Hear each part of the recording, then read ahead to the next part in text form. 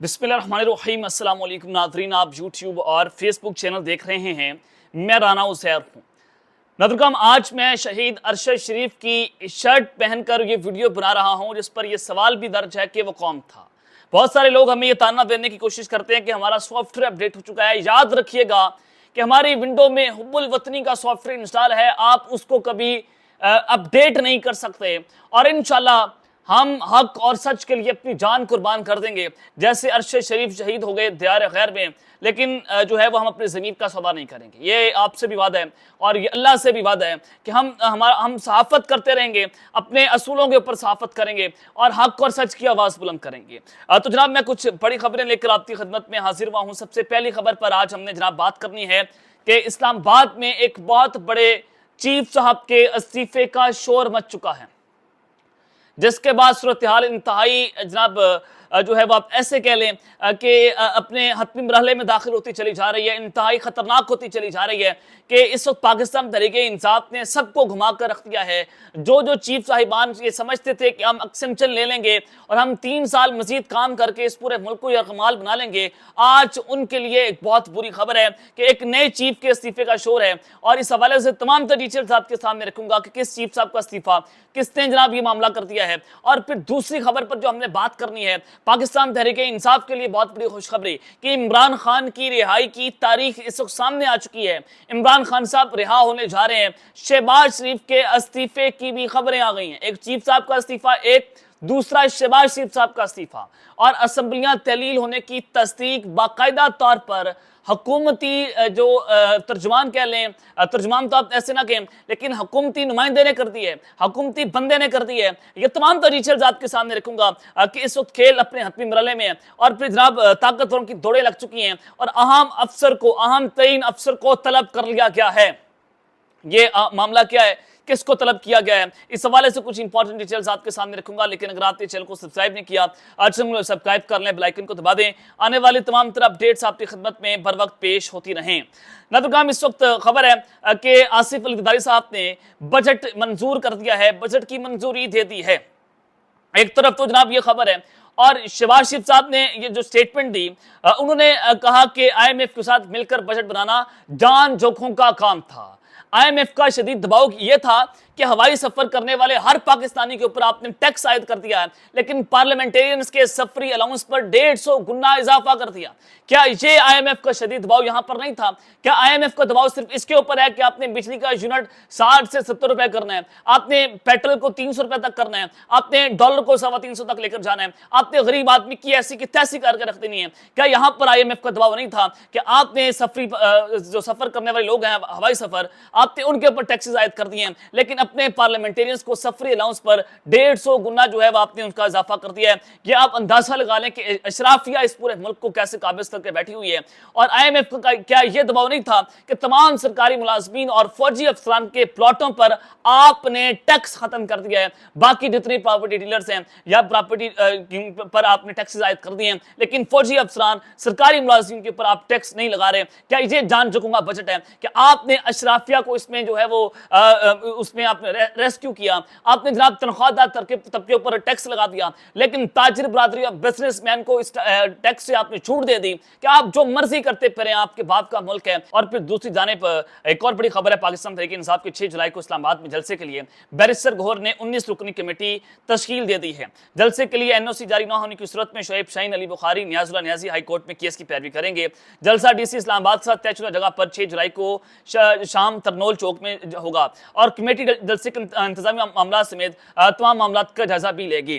Gauhar Khan committee के सरबराह सदर Islamabad Aamir Mughal committee के कन्वीनर होंगे और जलसा कमेटी में उमर अयूब, शिबली फराज, रऊफ हसन, असद कैसर, शोएब शाहीन, अली बुखारी, खालिद खुर्शीद और मलिक तैमूर जलसा कमेटी का हिस्सा होंगे। शहरजार रियाज, कमल शाजिब, राजा वहीद और यूसुफ दई भी कमेटी में शामिल होंगे। तो लिहाजा जनाब 6 जुलाई को पाकिस्तान तहरीक इंसाफ का तरनोल में जलसा होने जा रहा है। तो ये बड़ी अहमियत का हामिल है ये जलसा। और फिर ये सारी सूरत हाल तो इस वक्त आपके सामने है, PTI का जलसा और फिर IMF का बजट। आज की जो सबसे बड़ी खबर है कि इस वक्त जनाब एक बहुत बड़े चीफ के इस्तीफे की खबर चल रही है, इस्लामाबाद से ये मामला है। एक तो ये कि औलिया मकबूल जान ने जो सुप्रीम जुडिशल काउंसिल में चीफ जस्टिस काजी फायद ईसा के खिलाफ मिसकंडक्ट की कार्रवाई का जो है उन्हें दरख्वास्त दे दी है कि इनको ओहदे से हटाया जाए और इनके खिलाफ मिसकंडक्ट की कार्रवाई है, और अगर इनके ऊपर मिसकंडक्ट की कार्रवाई साबित हो जाती है तो इनको ओहदे से बरतरफ कर दिया जाएगा।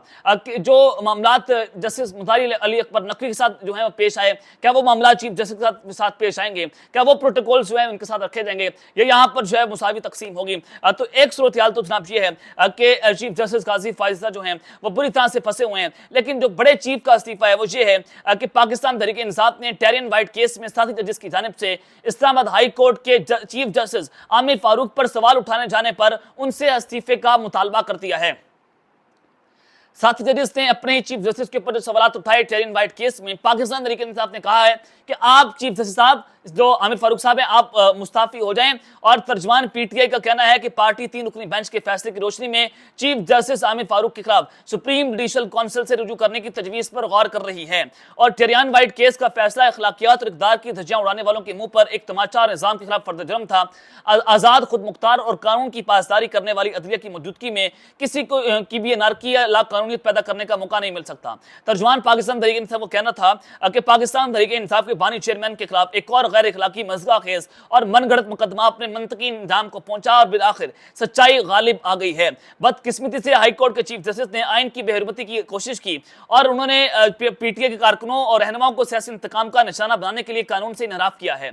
और उन्होंने यह भी इल्जाम आयद किया कि चीफ जस्टिस आमिर फारूक ने 9 मई के ऑपरेशन के मुनसूबा साजों को अदालत के अहाते से इमरान खान पर तशद्दुद अगवा को जवाब बनाकर सहूलत जो है वो फराहम की गई। तो लिहाजा इन पर बहुत सी चीजें जो है साबित हैं।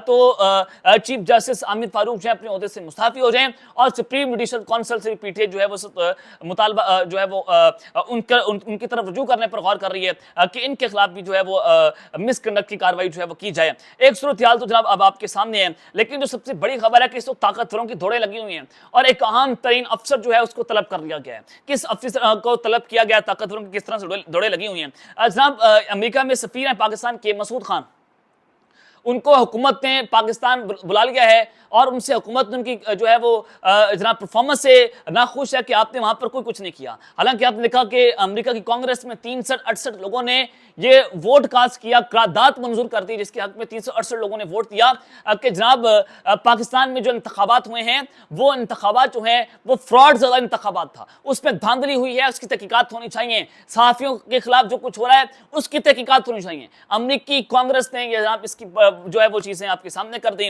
और फिर अमेरिकी महकमा खारजा भी बार बार इस बात पर जोर दे रहा है कि पाकिस्तान में जो इंसानी हकूक के खिलाफ वर्जियां हो रही हैं पाकिस्तान उसके ऊपर नजर दौड़ाए। बार बार पाकिस्तान को कहा जा रहा है कि आप इंसानी हकूक के खिलाफ वर्जियां कर रहे हैं, सहाफियों को मार रहे हैं, औरतों पर जुल्म कर रहे हैं, बंदों पर जुल्म कर रहे हैं, आप उसके खिलाफ जो है अपने कंडक्ट को जो है वो सही करें। तो अमेरिका की जानिब से तवातुर से ऐसे बयान आना, अमेरिकी कांग्रेस में करारदाद का मंजूर होना और फिर ट्रंप का वापस आना, जनाब मसूद खान को हुकूमत ने वापस बुला लिया है और ये पाकिस्तान की सफारती बहुत बड़ी नाकामी है। ये बहुत बड़ी सफारती नाकामी हुई है कि मसूद खान को वापस बुलाकर अब नए किसी सफीर को वहां पर जो है वो लगाया जाएगा। तो अब आप अंदाजा लगा लें कि वो अमेरिका जिससे कहने के ऊपर आपने इमरान खान की हुकूमत का तख्ता उल्टा, आपने इमरान खान को के ऊपर गोलियां चला दी अमेरिका को दिखाने के लिए कि हम देखें हमने इसको निशान परत बना दिया है। आज वो अमेरिका आपकी मंजी ठोक के रखती है उस अमेरिका ने।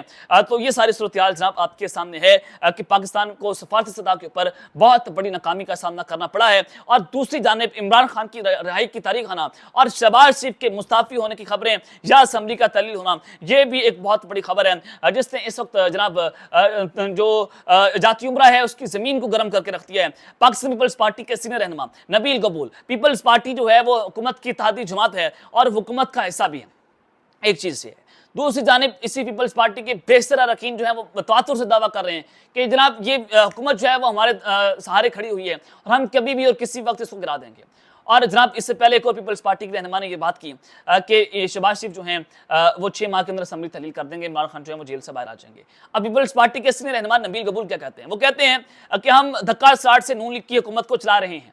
यही बात जो मैंने आपको बहुत पहले बता दी थी कि सेनेट के इंतखाबात में पीपल्स पार्टी को 2 वोट ज्यादा मिले हैं कौमी असेंबली के से, वो पीटीआई से 2 वोट ज्यादा मिले हैं और पीपल्स पार्टी ने ये मैसेज दिया कि हमारे पास अक्सरियत मौजूद है और हम शहबाज शरीफ की हुकूमत को गिरा सकते हैं। और बजट के हवाले से भी पीपल्स पार्टी ने ब्लैकमेल किया, तो पीपल्स पार्टी की बात कर रही है कि धक्का स्टार्ट हमारा है, तो इस वजह से नून लीग हुकूमत चला रही है, अदरवाइज आप हुकूमत नहीं चला सकते। जिस दिन पीपल्स पार्टी ने धक्का देना बंद कर दिया, हुकूमत की गाड़ी रुक जाएगी। नबील कबूल ने कहा कि हम सिर्फ जमहूरियत की खातिर नून लीग का साथ दे रहे हैं, मैं कभी नहीं चाहूंगा कि बानी पीटीआई जेल में रहें, लेकिन उनको अपना रवैया बदलना होगा और हम चाहते हैं कि कोई सियासी लीडर जेल में ना हो और आम माफी मिलनी चाहिए। अब इनको अंदाजा हो चुका है, पीपल्स पार्टी को पता है कि इमरान खान जो है वो जल्द जेल से बाहर आने जा रहे हैं, वो फिर हमें नहीं छोड़ेंगे। तो लिहाजा पीपल्स पार्टी जो है वो इमरान खान का सहारा लेकर जो है अपने लिए फेस सेविंग देख रही है और नवाज शरीफ साहब और शहबाज शरीफ के ऊपर सारा मलबा गिराया जा रहा है, नून लीग के ऊपर सारा मलबा गिराया जा रहा है, जो सारा कुछ गंद हो रहा है वो पाकिस्तान मुस्लिम की नमाज कर रही है। लेकिन पीपल्स पार्टी भी इस गंदे और मकरू खेल का हिस्सा है और उन्होंने कहा कि हम चाहते हैं कि कोई सियासी लीडर जेल में ना हो और गैर यकीनी सूरत का जिम्मेदार सिर्फ एक शख्स है जो अडयाला में है। हम मुल्क को इस सूरत से नहीं निकालेंगे तो ना अडयाला रहेगा ना पार्लियामेंट होगी।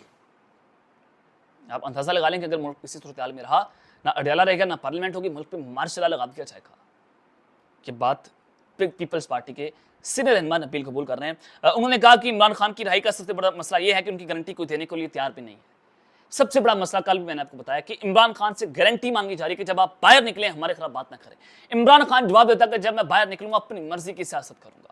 तो यही यहां पर होना है कि इमरान खान को गारंटी देने के लिए तैयार नहीं है, ना इमरान खान अपनी गारंटी दे रहा है। इमरान खान को जेल से बाहर आने में 6 माह भी लग सकते हैं, तो 6 माह के अंदर अंदर इमरान खान जेल से बाहर आ सकते हैं। लेकिन जनाब आप अंदाजा लगाएं, फैसल वाडा, अली ज़ैदी, फवाद चौधरी सब एक ही पेज पर हैं, एक मामले के ऊपर वो सारे एक ही बात कर रहे हैं कि जो पाकिस्तान की तहरीक इंसाफ की जो मौजूदा क़यादत है वो इमरान खान की रिहाई के लिए कोई मौसर इक़दाम नहीं कर रही और वो सिर्फ अपनी सियासत को चमका रहे हैं। इमरान खान को वो अडयाला जेल में रखकर अपनी पॉपुलैरिटी को जो है वो मजबूत करने की कोशिश कर रहे हैं। एक चीज तो ये है, वो बिल्कुल दुरुस्त बात कर रहे हैं। और फिर जनाब यहाँ पर भी यही बात है कि इमरान खान साहब 6 माह के अंदर जेल से बाहर आ सकते हैं अगर ये इद्दत निकाह केस के अंदर जो है वो पाकिस्तान तरीके इंसाफ जो है वो अपने प्रॉपर तरीके से वकला को मैदान के अंदर उतारे। और अगर दूसरे केसेस के अंदर गिरफ्तारी डाली जाती है तो पाकिस्तान तरीके इंसाफ कानूनी महाज पर सुप्रीम कोर्ट जाए, इस्लामाबाद हाई कोर्ट के अंदर जाए, पिटीशन दायर की जाए, लेकिन पीटीआई की जानिब से, उनके वकला की जानिब से उस तरह से कोई खेल खेला नहीं जा रहा जैसे इनको एक्टिवली अपना रोल जो है प्ले करना चाहिए था। और उन्होंने कहा कि इमरान खान अगर ना माने तो फिर भी वो जेल में रहें और हुकूमत इसी तरह से चलती रहेगी। इस वक्त मसला यह है कि इमरान खान को कोई इतबार नहीं कर रहा और ना कोई गारंटी दे रहा है। गारंटी देने वाला शख्स, कई शख्सियात कहते हैं कि इमरान खान शाम को कुछ कहता है और सुबह उनके ख्यालात बदल जाते हैं। इमरान खान को सोच समझ कर बाहर आना होगा और वो जल्द समझ जाएंगे। वो 80% सीख चुके हैं, बाकी 20% सीख कर बाहर आएंगे। अगर इमरान खान की कोई गारंटी दे कि बाहर निकले आए तो बाहर आने के बाद जमहूरियत का साथ देंगे, मुल्क के वसीतर मफाद में हम इस हुकूमत का साथ दे रहे हैं। हम उम्मीद करते हैं कि नून लीग ने हमसे जो वादा किए हम उसको पूरा करेंगे। अब आप अंदाजा लगाएं कि क्या वादा हो रहा है कि इमरान खान जब बाहर आएंगे तो हमारे खिलाफ बात नहीं करेंगे, हमें जेलों के अंदर नहीं डालेंगे। इस्टेब्लिशमेंट भी ये बात कर रही है। तो ये सारी सूरत हाल आपके सामने अब तक रहते हैं। अपना ख्याल किया और संग अपना अल्लाह ने के मान पाकिस्तान जिंदाबाद।